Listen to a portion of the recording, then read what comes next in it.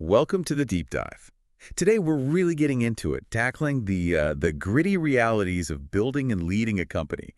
We're diving headfirst into Ben Horowitz's The Hard Thing About Hard Things. That's right. You're here because you want to cut through the usual noise, yeah, and really get a handle on the tough calls, the unexpected crises that, define leadership, the kind of stuff that maybe business school glosses over a bit. Definitely. It's not the glamorous side, usually. Exactly. So our mission today is to pull out Horowitz's most valuable, maybe sometimes surprising lessons and turn them into something practical, some real knowledge for you. And we'll be looking at specific high-stakes situations he faced. Layoffs, demotions, culture, crises, the works. Giving you that real insider's look. Yeah, our sources are key excerpts from the book itself. It really doesn't shy away from the messy parts, the human costs, the delicate stuff like demoting loyal people. Right. Building a culture that actually means something, not just perks. And, well, the sheer resilience you need when the company might actually die. It's an unvarnished look then. Totally. And we're here to extract those insights that really matter for you. Okay, so let's start, maybe at the beginning. Horowitz going to Netscape. That wasn't just like finding a new job, was it? Yeah. Sounds like there was more driving him. Oh, absolutely. For Horowitz, moving to Netscape was really fueled by this deep belief in Marc Andreessen's vision and the idea that Netscape could genuinely change the world, revolutionize how we connect. He really wanted to be part of that. Right, that transformative energy. Exactly. And his first role was managing the enterprise web server product line, which sounds grand, but it was basically two key things back then. Just two. Yeah, the standard web server, which was like $1,200. And then the secure version using SSL, Secure Sockets Layer, that one was priced at $5,000. A big deal at the time. Wow, okay. And in those super early days, the team itself wasn't some sprawling tech giant team, right? Not at all. Remarkably lean, actually. The entire web server team was, believe it or not, just 2 engineers. Seriously, 2 people. Yeah. Rob McCool, who actually invented the NCSA web server, which was kind of the precursor, Okay. and his brother, Mike McCool, that tiny team was crucial. They got the traction that, helped propel Netscape towards that huge IPO in August '95. It really shows what a small focus group can do, doesn't it? It really does. Huge impact. But, okay, fast forward a bit. It wasn't all smooth sailing and exponential growth, I take it. There's that now infamous email from Marc Andreessen. Ah, yes. That email. What does that piece of, brutal communication tell us about the environment back then? Well, it's a really stark illustration, isn't it, of the intense pressure, the razor-sharp accountability at the top of a company like that, growing so fast. So what did it say? Andreessen basically delivered this incredibly blunt critique of the server product management, Horowitz's area. And he directly linked it to a massive loss in market cap, something like over $3 billion. $3 billion, ouch. Yeah. It wasn't just feedback, it was this visceral reaction to what he saw as failures, a clear demand for immediate change. The stakes were just incredibly high. And the communication style, pretty direct. No holds barred, jarring, maybe, but probably intended to shock them into action. And the timing of this email. Yeah. Wasn't there something almost surreal about when Horowitz received it? Oh, totally. It was the same day Marc Andreessen was on the cover of Time magazine. No way. Yeah, that iconic picture, barefoot on a throne. Right. So Horowitz sees the magazine. He's initially excited, his friend's on the cover. But then he gets this email and bam, excitement gone, replaced by dread and the weight of those harsh words. Talk about whiplash. Yeah. Highs and lows in the same moment. Exactly. It really underscores that constant pressure, that roller coaster environment. I can only imagine that feeling. And you mentioned his wife, Felicia Horowitz, had a pretty immediate take on it. She did. He showed her both the magazine cover and the email, looking for her perspective, right? Right. And her advice was instant and very pragmatic. You should start looking for a new job. Wow. So she saw it as that serious. Absolutely. It really highlights how critical the situation seemed from the outside, too. A clear validation of the pressure he was under. But he didn't leave. And later, you said, with Opsware, he actually learned something different about handling tough times, about transparency. Yeah, that's a key shift. Looking back on challenges at Opsware, Horowitz realized that being, radically transparent during hard times could actually galvanize the team, not demoralize them. Interesting. How did that play out? He tells this story about basically telling the whole company, straight up, we're getting our asses kicked by the competition. That takes guts. It does. And what's fascinating is, instead of causing panic, he found that honesty created this sense of shared struggle, collective responsibility. The team actually rallied, became more focused, more determined. So it wasn't just about being honest for honesty's sake. It actually worked. Why do you think that was? Yeah. Well, a few things probably. First, it builds trust, right? When the leader is that candid, it shows they trust the team with the hard truth. Okay, that makes sense. Second, it gets more brains working on the problem. You lay it all out, everyone starts thinking about solutions, you get that collective ownership. Mm-hmm. And finally, it just cuts through the noise. No ambiguity, no rumors. Everyone can focus their energy on fixing things, not wondering what's really going on.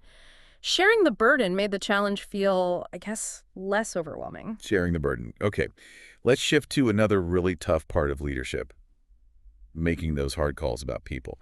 Horowitz definitely doesn't sugarcoat layoffs. No, he doesn't. He confronts it head on. What's his main takeaway there, the key principle? He really emphasizes the lasting impact layoffs have on the people let go. It's profound. And his core principle is that managers, the direct managers, must do the layoffs themselves. Not delegated to HR. Exactly, no delegation. He says it takes courage, empathy. You have to be willing to look people in the eye, acknowledge what they contributed, and deliver that incredibly difficult news with as much dignity as you possibly can. Stand tall, as he puts it. Right. Stand tall. Provide some stability when everything feels like it's falling apart for that person. And then there's that other really delicate situation, demoting someone, especially someone loyal, maybe been there from the start. How does he approach that? Yeah, that's super tricky, isn't it? He recognizes that companies grow, needs change, and sometimes, yeah, those loyal, really folks might not have the specific skills for the next stage. So what do you do? He lays out some key steps for doing it fairly, honestly. First, be really clear. Use direct language, something like, I have decided. No room for ambiguity. Okay, direct. Second, you have to explicitly acknowledge and value what they did contribute, their past impact. He even suggests maybe increasing their compensation to show they're still valued, just in a different role. Interesting. Compensate more for demotion. Potentially, yeah, to reflect their ongoing value. And third, you have to be honest about the skill gaps, why the change is needed for the company's future. But do it without trashing their past work. So truth, but preserving dignity. That's the goal. Preserve dignity, maybe keep them contributing in a role that's a better fit now. And firing an executive. He frames that as a really pivotal moment, right? Kind of litmus test. Yeah, he sees it as a crucial test for the CEO. Does the CEO prioritize the company's long-term health, even if it means making a personally difficult, maybe unpopular decision? Right. It shows the true nature of the leadership. Are they willing to act decisively for the organization, or will they avoid necessary but, unpleasant actions? It says a lot about the company's character. Exactly. How those tough calls are handled speaks volumes. Okay, flipping the coin. Yeah. Hiring executives, also tough, especially if the CEO hasn't done that specific job before. What's Horowitz's framework? He pushes for a structured approach.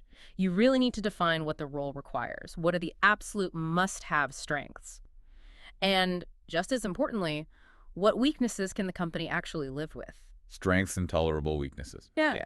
He looks for a few key things. Will they be world-class running their function? Do they have strong operational excellence? Will they contribute strategically, like are they smart enough? And crucially, will they be a good team player? And those criteria might weigh differently depending on the role. Exactly. Operational excellence is probably paramount for, say, a VP of engineering or a VP of sales. Maybe less so for another role. And a critical piece for him is the CEO personally doing reference checks. Both formal and informal. Both. The front door formal ones and the back door informal checks to get the full unvarnished picture of the candidate. Makes sense. Okay, beyond individual people decisions, Horowitz talks a lot about company culture. And for him, it's way more than just like free snacks, right? Oh, yeah. Much deeper than perks. For Horowitz, culture is the fundamental way a company works that really sets it apart from competitors. How so? It's the set of behaviors, the values that stick around over time, the things that ensure critical principles like obsession with customer satisfaction or commitment to innovation actually persist. And it helps find the right people. Exactly. It acts like a filter, helping identify and keep employees who are truly aligned with the company's mission. He gives that example from Andreessen Horowitz, right? The lateness fine. Yeah, the $10 per minute fine for being late to meetings with entrepreneurs. It sounds harsh maybe, but it's a concrete way they demonstrate deep respect for a founder's time. It's not just about being on time. It's a tangible sign of their core values. And they explain this up front. Absolutely. They tell new hires this is why they do it. It's about the firm's values. A clear difference between that kind of ingrained operational value and, superficial perks like free lunch. Got it. Okay, now let's get into the real crises. That 60 days to live situation at Opsware with EDS sounds terrifying. It was definitely a pressure cooker, a real make or break moment. EDS was their biggest client, like 90% of their revenue. 90%. Yeah, and they were threatening to cancel because of major technical problems. Losing EDS basically meant Opsware was finished. So what was Horowitz's immediate reaction? Stark, unequivocal. He told the team, "This is a must-win. If EDS drops us, we're fucked and it's over." Well, no mincing words. None. That absolute clarity just set the tone. It meant an all-out, incredibly intense push to fix EDS's issues. The takeaway is really about that decisive leadership, that unwavering focus when you're facing, an existential threat. And the effort was relentless, Yeah. like round the clock. Totally. They set up this grueling 24-hour meeting cycle. Any issue identified, address it immediately, no delays. And while fixing the tech, they were also looking for something more. Yeah, they needed to offer EDS significantly more value, something exciting to keep them hooked, and there's that funny little detail. The airport bars. Yeah.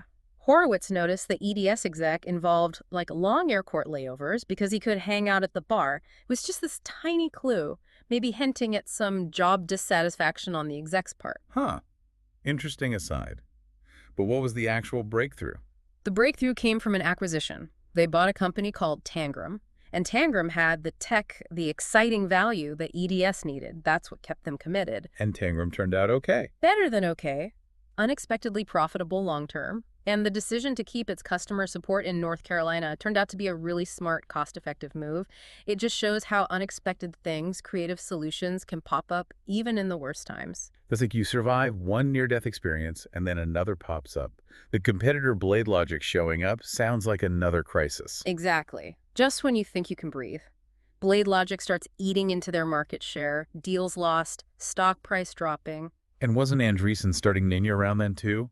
Adding to the pressure? Yeah, that timing probably didn't help optics. Could have looked like maybe Mark was losing faith. So Horowitz calls this a very raw, very honest, all-engineering meeting. And what did he say then? Similar directness. Even more so, maybe. He basically said, we are getting our asses kicked. We have one bullet left in the gun, and we must hit the target. Asking for everything they had. Pretty much. An extraordinary commitment. And the team's response? Overwhelmingly positive. It showed that earlier transparency, that rallied spirit, had really taken hold. That really highlights the need for, strategic agility. Right. Yeah. Making tough calls on product even if customers want something else. Precisely. That was the challenge. Do you build what existing customers ask for or prioritize features that might win against the new competitor? A hard choice. A really hard choice. And Horowitz describes this paradox. Sometimes you have to ship and try to sell the wrong product just to learn fast enough from the market to survive. Wow. Learn by shipping the wrong thing. Yeah. And this period also meant rebuilding parts of the exec team, bringing in people with the specific skills needed for that new fight. He also talks really openly about how lonely the CEO job can be, even with advisors, a board. Right. What's the core of that isolation? He emphasizes that, even with smart, well-meaning people around you, the CEO often carries this unique burden. How so? Just the sheer amount of information, the complexity, the nuances of internal stuff, and ultimately, the buck stops with you. It creates this knowledge gap that advisors, even close ones, can't fully bridge. Right. They don't know everything you know. Exactly. And that leads to this feeling of isolation, especially when things are critical and uncertain. The weight is just squarely on your shoulders. Which leads into his concept of the struggle, right? It seems central to the book. Very central. The struggle for Horowitz isn't just, facing problems. It's the difficult, often really unpleasant, emotionally draining process that's just inherent in building anything great. It's unavoidable. He argues it is. No shortcuts, no easy answers. Every entrepreneur hits these periods of intense difficulty, self-doubt, relentless pressure. It's universal. Well, the key is just getting through it. Learning how to persevere through it. Yeah. He even mentions his friend Jason Rosenthal at Ning as another example, constant hard decisions, intense pressure, that's the struggle. Another crucial leadership skill he hits on is feedback, giving it effectively. He says move beyond the the shit sandwich. Ha, yeah, he's not a fan of the shit sandwich. His approach is much more about authenticity and genuinely wanting the person to succeed. So what are the keys then? Be direct and clear about the issue. Focus on the behavior or the outcome, not like making personal attacks. Always come from a good place, wanting to help them improve. And how you deliver it matters. Big time. Avoid public criticism, don't embarrass people. Tailor your style to the individual. Be direct but not mean. That's crucial. The goal being? To create a culture where feedback is just normal, part of development, not something people take personally. That way you get more open communication about problems. People aren't afraid to talk about what's not working. He also sort of boils down the CEO's job to two things. Right. Knowing what to do and getting the company to do it. Sounds simple. Sounds simple, but it's basically everything. Knowing what to do, that's setting the vision, the strategy. Horowitz says they should really be the same thing, having that clear direction. Okay, the direction part and the second part. Getting the company to do it. That's the massive challenge of building a well-run organization, minimizing friction, communicating effectively, empowering people at all levels to actually execute that strategy, creating an environment where people can just do their best work. There's also that tension he talks about between holding people accountable and fostering creativity. Creativity needs risk, right? Exactly. It's a critical tightrope walk. Accountability, people hitting their commitments, is essential for execution. But if you punish every single miss, you stifle creativity, you stifle risk-taking. So how do you balance that? What do you do when someone misses? He suggests looking at the context. How senior is the person? How genuinely difficult was the task? Was the risk they took initially a smart one, even if it didn't pan out? So it's not just black and white, hit or miss. No. The goal is a culture where intelligent risks are encouraged, even with failure, but you still have responsibility and you learn from those failures. Calibrate the consequences based on context, not just the raw outcome. Ultimately, where does Horowitz say the CEO's main loyalty should lie? Is it shareholders first? He's pretty clear here. He argues the CEO's ultimate loyalty has to be to the employees doing the actual work. Why them specifically? Because the company's success depends entirely on their talent, their dedication, their hard work. So the CEO's top priority should be creating an environment where they can thrive. And that involves? Building and supporting a world-class management team who then empower their teams. If you focus on the employees' well-being and effectiveness, he argues, you ultimately serve everyone's long-term interests anyway. Okay, another huge decision. Selling the company. Yeah. He reflects on why Opsware didn't sell earlier. What was the thinking? Yeah, they apparently had offers. But his reason for not selling earlier was this strong belief in the market potential. He really thought they could be number one. So the offers didn't match his view of the future value. Exactly. He felt the early offers didn't reflect their potential dominance. The eventual decision to sell was much more complex. It involved personal factors, a more realistic look at the competition later on, and what an acquisition could mean for customers and employees. And communicating that is key too, presumably. Absolutely. He stresses keeping employees in the loop about the long-term vision and the why behind any potential sale. Finally, the book touches on how Andreessen Horowitz itself started. What was the spark for that? It really came directly from their own experiences as founders. Ben and Mark felt the challenges, the frustrations, constantly having to prove themselves, navigating a VC world that could be, well, opaque. So they wanted to build something different. Yeah. They studied the VC industry, saw that the best entrepreneurs always worked with the best firms, and they decided to approach building their firm, especially marketing it, very differently. How so? Unconventional. Totally. Historically, VCs were very low profile, kind of rooted in that discrete investment banking world. Andreessen Horowitz went the other way, very deliberate marketing, branding, even the name, the A16's nickname. It was all strategic, designed to stand out. Right. Build a distinct brand. Yeah. Okay, so as we wrap up this deep dive into the hard thing about hard things, what are the main takeaways, the core lessons that really stand out? Well, today really hammered home the demanding, often uncomfortable side of leadership, didn't it? Definitely. We saw how critical transparency is, the absolute necessity of making those tough people calls, but with fairness and resolve, the huge role of a strong, values-driven culture, and just that constant need for resilience when crises hit, because they will hit. Yeah, his journey really shows it's about confronting challenges, not avoiding them. Exactly. Confronting them with honesty, with courage, and really committing to the people doing the work through it all. And the book itself, it's packed with more, right? More detail. Oh, absolutely. It's a real treasure trove of hard-won wisdom. For anyone wanting to dig deeper, there are great sections on like good product manager, bad product manager, Yeah. the idea of management debt, even appendices with sample interview questions for hiring execs. So lots more practical stuff in there. For sure. Definitely worth exploring those if you want more granular, actionable advice. And maybe the final thought is just that enduring message from Horowitz. Yeah, I think so. That true leadership isn't about dodging the hard stuff. It's about facing it head on with integrity and sticking by your team. So maybe a question for you, the listener, to mull over. What's one hard thing in your own world, professional or maybe even personal, that this deep dive has perhaps cast in a new light?